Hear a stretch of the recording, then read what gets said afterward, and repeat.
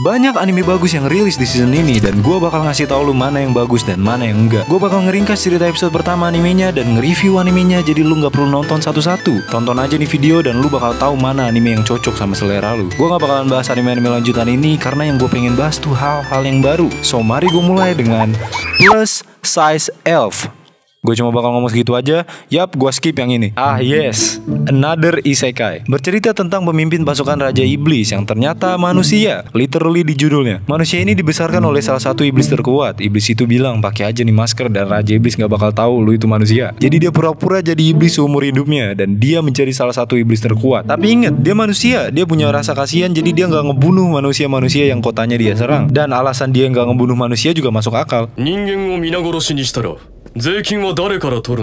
Yap, the real pemerintah kebanggaan. Bahkan dia ngebuat manusia dan iblis kerja sama. Nyuruh mereka kerja shift 8 jam per hari buat ngebenerin di kota. Dan mereka digaji. Bahkan nih babi ngira dia jenius anjir. Anime ini oke-oke aja sih menurut gua kalau lu suka isekai demon yang kayak gini. Tapi buat gua lebih mending nonton cicak ini. Murid dari Rusia yang entah kenapa selalu dapat perhatian. Itulah yang terjadi kalau orang dari negara lain masuk ke sekolah Jepang di anime. Padahal kenyataannya mah orang gak bakal peduli atau rasis ke lu. Nama dia Kujo dan yang duduk di samping dia adalah MC kita, Kuze. Si Kujo gak benar-benar akrab sama siapa-siapa. Tapi sama Kuze, Kujo lumayan deket. Deket yang, you know, sundere deket. Semakin lu dengerin dialog mereka, semakin kelihatan kalau nih cewek ternyata suka sama MC kita. Kenapa? Karena setiap ngobrol, Kujo kadang ngomong lewat bahasa Rusia yang isinya ngegodain si Kuze. Si Kujo mah ngira si Kuze gak ngerti bahasa Rusia. Tapi ternyata si Kuze agak ngerti bahasa Rusia. Karena pas kecil dia punya teman deket yang berasal dari Rusia. Dan tuh teman kecilnya jelas-jelas bukan si Kujo. Lihat aja matanya, sangat berbeda. Itu ngebuat chemistry mereka berdua seru buat ditonton. Dan ada kaki di anime ini. Yap, kaki. Gue agak suka sama yang ini bukan karena gue punya fetish kaki anjir. Karakternya gak ngeselin aja gitu. Gue dulu fans berat anime romance, jadi gue agak suka sama anime ini bukan karena fetish kaki. Gue rekomendasi nonton kalau lu suka anime romance. Di suatu dunia magic yang dimana setiap orang-orang bisa memakai sihir, selalu ada aja satu orang terpilih yang gak bisa pakai sihir. Dan itu main karakter kita. Dia selalu dilihat rendah karena gak bisa pakai magic, dibully bahkan. Tapi dia gak pikirin karena dia positif orangnya, baik gitu. Tapi lu tahu apa yang dia jago? Ngebelah makhluk anjing.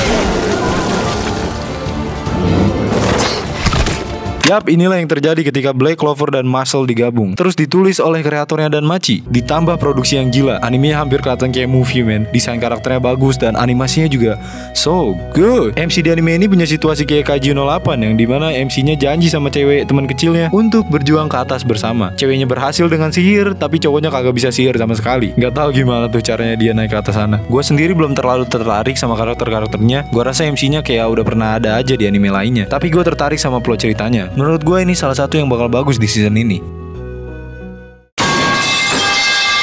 Ini anime apaan anjir? Jadi nih cowok beli robot bentuk cewek yang tugasnya buat ngelakuin pekerjaan rumah. Si cowok mulai punya perasaan sama nih robot. Si cowok kayak malu-malu mau ngedeketin dia, memperlakukan tuh robot kayak manusia. Jadi nih anime tentang romance antara nih cowok sama robot gak punya emosi anjir. Nih anime rasanya aneh banget buat gue. Episode 1 full cuma scene-scene ini robot nyuci, nyiapin makan buat nih cowok doang. Diulang-ulang. Dan gue rasa gak ada cute-cute-nya anjir. Gue malah ngerasa ngeri. Si bro bener-bener ngincer tuh besi men. Dan gue ekspektasiin 10 tahun, gak dah 5 tahun dari sekarang bakalan ada beginian di dunia nyata. Dan kalau program robotnya udah makin canggih dan robot itu bisa nunjukin perasaan, itulah waktu kejatuhannya manusia men. Dan bangkitnya wibu.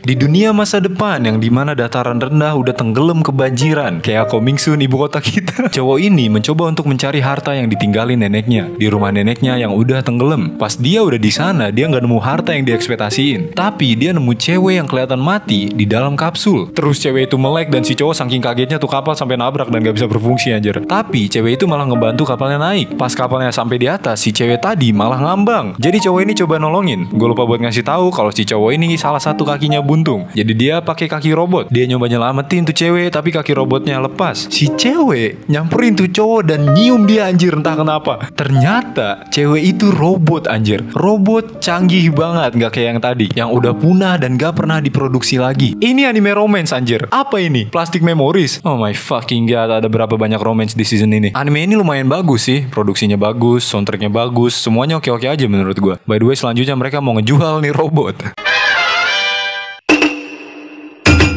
Jadi nih cowok nggak tahu kenapa dia kelihatan depresi banget. Jadi dia bundir sama pasangannya di samping sungai. Pas mau bundir, Trakun muncul di samping sungai. How? Jadi Trakun ngebantu dia bundir dan dia nggak mati. Dia ditransfer ke dunia lain, dunia isekai yang indah. Dia terpilih buat jadi petualang untuk ngebantu dunia ini yang lagi butuh bantuan.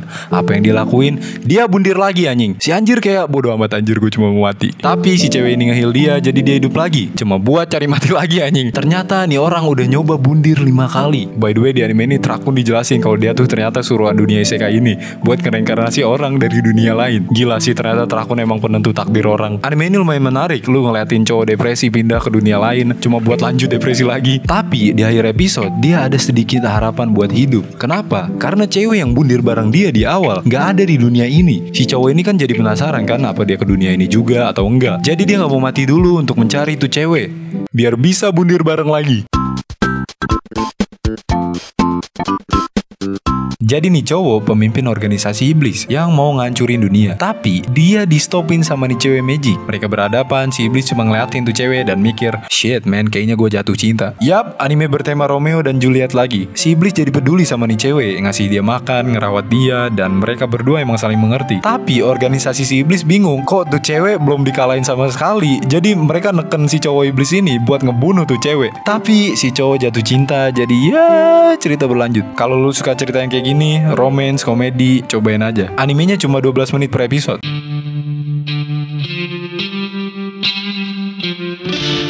Nih bocah adalah penerus dari klannya. Dia suka banget bercanda, dia kabur mulu dari tugasnya, dia dikejar-kejar tapi nggak ada yang bisa nangkep karena dia jago banget ngehindar. Animenya ngebawa vibes yang santai-santai gitu loh. Semuanya kayak damai dan kalem. Jadi suatu hari bocah yang tadi lagi main bola, dia nendang ke atas dan bingung bolanya kemana. Terus ada sesuatu yang jatuh dari atas. Itu kepala manusia anjing.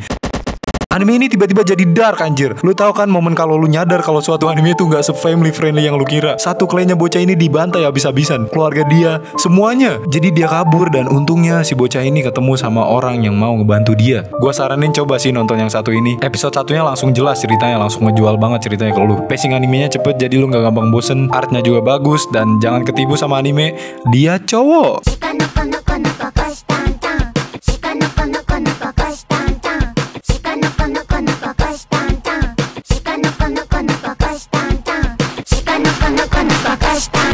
Gua nggak tahu apa yang gua tonton anjing. Nih cewek ketua OSIS selalu ngumpetin dirinya yang dulu, yaitu dia dulu preman. Karena dia fanboy Miki Tokyo Revenger anjir. Pas dia jalan ke sekolah, ada cewek kegantung di tiang listrik karena dia punya tanduk yang nyangkut anjir. Jadi si ketua OSIS nolongin. Dan si cewek rusa ini tanduknya bisa ngedeteksi kalau si ketua OSIS itu preman. Jadi dia kabur ke kelas, khawatir kalau tuh cewek rusa bakal nyebarin identitas dia. Gurunya bilang ada anak transfer baru. Tentu si cewek rusa itu. Oke, dia nggak bisa masuk kelas karena tuh tanduk. Well, tinggal jalan ngadep ke samping. Yap, dia nggak jalan ngadep ke samping. No fucking way. Animenya makin absurd aja dari sini. Si cewek rusa manggil ketua OSIS preman di kelas. Satu kelas shock dalam slow motion. Bahkan rusa, kenapa ada rusa 3D di sini? Terus tanduknya ngedeteksi lagi kalau nih cewek masih perawan. Satu kelas pada seneng. Anyway, si cewek rusa mulai ngiler 1 liter. Dia cabut tanduknya dan nawarin nih tanduk ke ketua OSIS. Oh by the way, tanduk ini juga bisa lo makan. Dan di sini gue mulai sadar, ini anime-anime yang kayak gitu. Anime bodoh amat anjir. Anime ini bertema gak humor, jadi fokus ke komedi, bahkan kerasa kayak parodi malah. Mereka kadang ngelanggar aturan the fourth wall gitu. Animenya random banget. Kenapa ada rusa di sini? Nonton anime tuh berasa kayak lagi mimpi anjing. Ini anime gak real. Autornya mabok lem pas ngebuat ceritanya. Random tapi kocak. Banyak juga referensi yang anime ini sebut dari pop culture gitu. Dari semua studio di dunia ini, Wit Studio yang ngebuat ini. Studio yang ngebuat anime tentang filosofis moralitas manusia, ngebuat anime ini. Puncak anime brain rot. Kalau lu suka sama yang kayak gini, tonton ini. Gua sendiri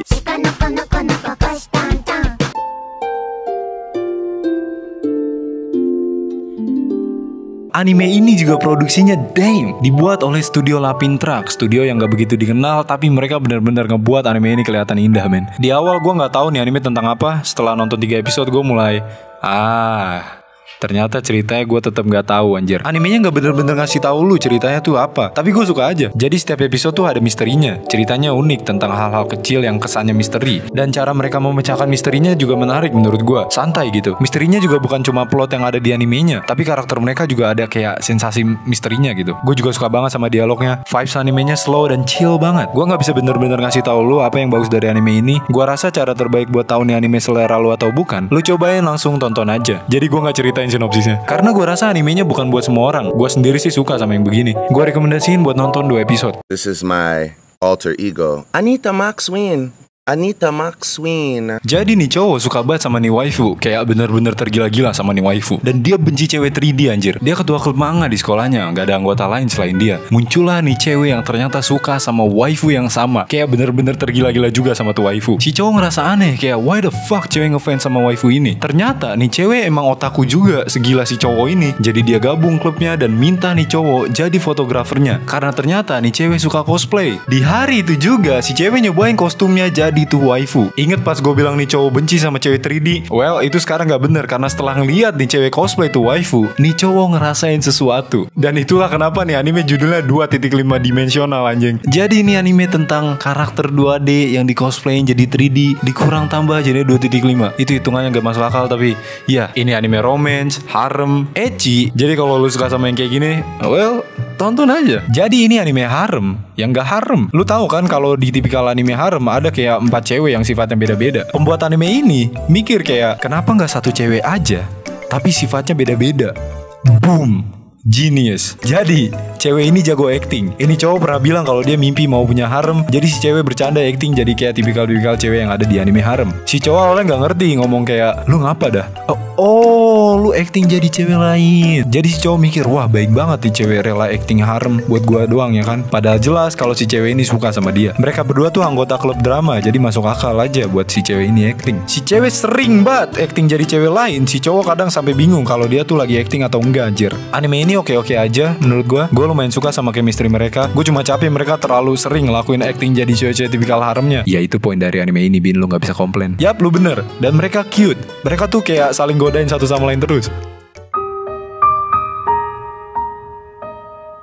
Gue suka banget sama yang ini. Productionnya, soundtrack, karakter, pacingnya, anime ngeflow aja gitu. A1 Picture is cooking. Mereka gak main-main sama animenya. Wistoria tadi gue bilang kayak movie. Ini anime bener-bener movie anjing. Animenya realis. Oke, gue terlalu muji-muji nih anime. Tapi biar gue jelasin. Dari awal animenya mulai, gue langsung ngerasain kalau nih anime productionnya gila. Oke, bodo amat, gue bakal puji-puji terus nih anime. Soundtrack piano mulai dengan opening monolog tentang statistik pasangan SMA putus. Enggak, tapi itu intro keren, men. Lu bisa ngerasain kalau nih anime dibuat dengan passion. I don't know, man. Gue suka aja sama nih anime. Gue udah ngasih tahu ceritanya belum sih? Jadi main karakter kita lagi di restoran, gak sengaja dengerin sekelasnya lagi ngedate. Keadaannya lagi parah, jadi si MC nguping. Si rambut biru ini bener-bener suka sama tuh cowok. Tapi si cowok itu suka sama yang lain, yaitu murid pindahan. Jadi si cowok itu pergi nyamperin cewek pindahan itu. Saking putus asanya, cewek rambut biru ngambil gelas si cowok tadi biar dia ngelakuin ciuman tidak langsung. Yap, budaya anime romance. MC kita ngeliatin semua itu dan ketahuan. Si cewek tiba-tiba join dan langsung curhat ke MC kita. Dia ngomong kalau dia teman kecilnya si cowok tadi. Dia ditolak, kemungkinan karena rambut dia pendek. Terus si MC ngeliat nasib nih cewek dan mikir kayak,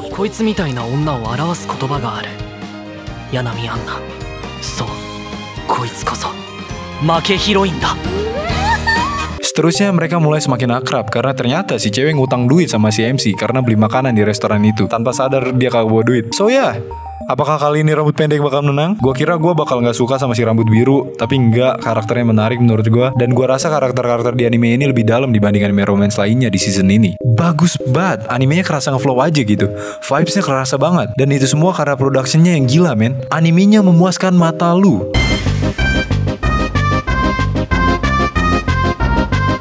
Ini gak kerasa kayak anime anjir. Ceritanya kerasa kayak komik. Ya iya. Jadi si Harley Quinn ketangkep sama pemerintah karena just a normal day buat orang gila. Tapi organisasi pemerintah ini punya tujuan yang aneh. Si Harry dan penjahat gila lainnya dikasih misi biar hukumannya dikurangin. Dan apa itu? Yaitu mereka harus pergi ke isekai anjing, buat ngebawa perdamaian di dunia sana anjir. Isekainya isinya ya fantasy world, ada ogre, naga, semua tentang isekai. Jadi ini kayak crossover antara tipikal isekai sama karakter-karakter komik ini anjir. Idenya liar banget. Animenya sendiri oke-oke aja sih menurut gue. Di episode 1 animenya udah nge-setup premis yang ya sesuai judul Isekai Suicide Squad. Kayak bayangin aja lo ngeliatin karakter-karakter gila ini ke Isekai, men. Kalau ceritanya dieksekusi dengan baik, ini bakal jadi anime yang bener-bener bagus. Dan ini dibuat oleh Wit Studio. So let's see. Days with My Stepsister. Anime ini gak kayak yang biasa lo denger dari kata stepsister atau mesin cuci. Anime ini bener-bener beda dari tipikal anime yang kayak gitu. Di intro animenya juga udah dibuat jelas sama nih anime kalau anime ini tuh beda. Ini tuh kayak domestic girlfriend, tapi gak ada hal seksualnya gitu. Seenggaknya di episode 1. Dan animenya punya karakter-karakter yang realistis. Soundtracknya juga kerasa kalem dan sedih. Cerita animenya sendiri tuh tentang keadaan mereka. MC yang bingung gimana perilaku yang bener di depan saudara tirinya. Tentang gimana persepsi orang-orang ngeliat keadaan yang kayak gini. Living with My Stepsister. Animenya sendiri kerasa dan dalam karena karakter-karakternya. Oke, tadi gue bilang anime Make ini punya karakter paling dalam dibanding sama romance lainnya di season ini. Gue ambil lagi kata-kata gue, karena gue rasa anime inilah yang punya karakter paling dalam. Gue suka main karakternya gak tipikal main karakter yang ada di anime kayak gini. Karakter-karakternya kerasa kayak manusia beneran. Gue bener-bener tenggelam sama nih anime, karena gue penasaran cerita apa yang bakal mereka kasih dengan anime yang kayak gini. Worth it sih buat lo cobain 1 episode. Gue baru aja nonton 3 episode anime dan damn, gue bener-bener suka sama ceritanya. Gue suka banget sama yang psychological gini dan soundtracknya bener-bener bagus. Ya tapi gue rasa ini bukan buat semua orang sih. Ah yes, another anime fantasi. Yang satu ini agak bagus sebenarnya. Bocah ini setelah ibunya meninggal, dia memutuskan buat jadi petualang. Masalahnya kalau lu mau jadi petualang, lu seenggaknya harus punya skill dasarnya gitu. MC kita nggak punya skill apa-apa. Jadi dia mulai latihan di setiap tempat. Di tempat latihan pedang dia payah, dia cuma bisa nakis. Jadi dia pindah ke latihan magic, dia tetep payah. Dia ke pemburu, tetep payah. Dia coba semua latihan, dia tetep payah di semua bidang. Jadi dia putusin buat pulang ke rumah asalnya dan dia mikir, pelatih pedangnya bilang dia cuma bisa menangkis atau parry sesuai judul. Jadi dia latih skill menangkis dia terus menerus sampai 14 tahun anjing. Setelah 14 tahun, dia tetep gak dapet skill baru. Tapi bodoh amat, dia coba buat daftar jadi petualang lagi. Tetep gak terkualifikasi karena skill nangkis tuh gak dihitung berguna. Nice, siapa yang bikin aturannya anjing? Anime ini agak bagus menurut gua. Di episode 1 kita langsung lihat perkembangan main karakter ini. Dan MC-nya menurut gua lumayan menarik. Dia kerja keras, stoik, dan gak kerasa tipikal aja gitu. Kalian siap? Inilah karakter VTuberku debut stream pertama kali. Jadi nih VTuber lagi nyantai live stream ya kan. Terus live streamnya udah selesai, dia stop live streamnya. Dia nggak stop live streamnya anjir. Dia nggak nyadar, dia mulai minum bir anjir. Jadi dia ngomong apa baik bebasnya jadi dirinya sendiri sambil mabok. Dia dengerin ASMR lah, ngomongin hal sange. Dan itu ngebuat dia viral tanpa sepengetahuan dia. Terus dia ketiduran di bangku dan streamnya tetap nyala sampai pagi. Akhirnya manajer dia nelpon ngasih tahu dia buat stop live streamingnya. Tapi kejadian itu malah ngebuat nih VTuber semakin terkenal. Sifat asli nih VTuber malah makin bikin orang suka. Karena sifat dia yang nekat dan lucu aja. Jadi dia kayak fuck it, dia jadi diri sendiri di live stream selanjutnya. Shit, dia bahkan mabuk sambil live stream dan bahkan ngomongin seks anjir. Liar banget. Kalau lu suka nontonin VTuber, lu harus nonton ini sih. Dan segitu dulu aja buat season ini. Sorry kalau gua nge-skip anime favorit lu. Kalau gua harus nge-rank semua anime tadi yang gua sebutin, rankingnya bakal kelihatan kayak gini. Jangan marah dulu sama gua, komen apa menurut lu yang bagus di season ini, dan baru dah kita bisa saling marah. Gua nggak mau bikin tipe video kayak gini lagi anjir. Jangan ekspektasiin gua bakal upload dalam 2 minggu atau sebulan, bahkan 4 bulan, bahkan setahun. Gua muak sama anime.